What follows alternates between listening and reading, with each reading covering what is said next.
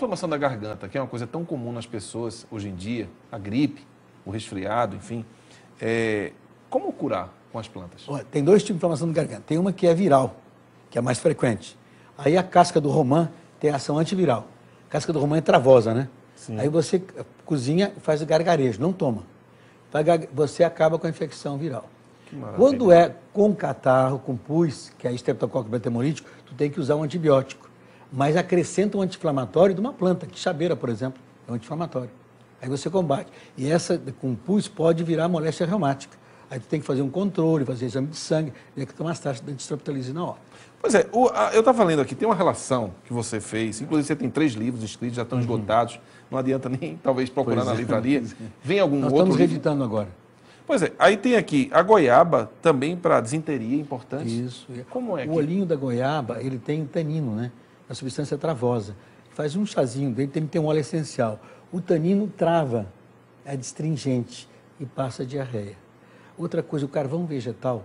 Antigamente havia no mercado carbo levedo. O que é carbo levedo? É levedura de cerveja com carvão vegetal. O carvão vegetal absorve, tira cheiro de geladeira. E também quando você tem uma cobra te morde, você bota o carvão ali, puxa todo o sangue para fora, tira o veneno para fora. E quando você toma ele, quando toma diarreia, você toma o carvão, é astringente, mata as bactérias e consegue evitar que a diarreia se prolongue. Doutor Celerino, a gente encontra tudo isso que vai nos ajudar no dia a dia e na nossa saúde com facilidade? Felizmente está voltando. O carbo levedo já existe de volta, o herbário voltou a produzir. Mas houve uma época que era muito frequente no Brasil, quando era estudante de medicina. Aí desapareceu do mercado. É muito bom, remédio que cura, o pessoal tira do mercado, né? Tem que ser para vender mais, tem que ser para controlar. Porque há uma guerra também industrial pelo medicamento, pois né? Não, é para vender mais remédio, né? Então, né? Não é interesse de curar, é interesse de controlar a doença, né? Então, quanto mais doença, mais controle e mais ganho eles ganham. Você falou um outro ponto importante. Você tem uma clínica em Olinda que atende os pacientes com essa visão que você tem. Você é médico, como você falou no início. Médico, foi médico tradicional e médico agora fitoterápico. Qual a diferença no seu atendimento? Porque as pessoas imaginam que as pessoas chegam no hospital, chegam numa clínica e vão procurar um médico para ser medicado, né? Um remédio tradicional. Mas lá, o que é diferente? A diferença é a maneira de dialogar com o paciente. Eu não curo ninguém. Médico nenhum cura. Até há um ditado que diz, quando o médico não atrapalha, o doente se salva. Durante greves médicas em Israel e na Inglaterra, e mesmo aqui em alguns estados, em vez de morrer mais gente, morreu menos gente. Que é a pior doença, a última doença iatrogênica, excesso de médico, de exame de remédio. Meu approach, a minha visão é escutar a pessoa. Não há doença, há pessoas, tem que tratar a pessoa. Eu vejo a pessoa integralmente, holisticamente, na sua dimensão psicofísica, biológica e também espiritual. Então, quando você vai tratar uma pessoa, tem que sentir a pessoa, para ver onde que está. Outro dia, uma paciente chegou com uma doença autoimune. Estavam todos os indicativos que é a doença autoimune.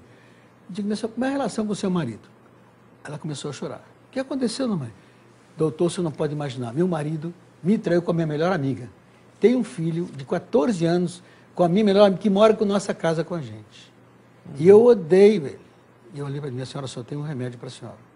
E qual é, doutor? O perdão. Mágoa acumulada aumenta todos o corpo começa todo a produzir substâncias que vão provocar câncer. Então você pode, com perdão, quando você perdoa, você recebe mais saúde do que a outra pessoa. Porque todo o seu sistema imunológico começa a aumentar a produção, que a tua adrenalina baixou, porque o estresse diminuiu, né? Que você perdoou aquela pessoa. Sabe o que ela me respondeu? Doutor, vamos dizer que eu sou o seu Ramance, se eu perdoar ele. Digo, minha senhora, a senhora tem 3 eus. O eu ontológico, a sua relação com Deus, o eu sociológico, que os outros pensam que a senhora é, e o eu antropológico, que é a senhora, o psicológico, que é a senhora mesmo. Qual é o mais importante?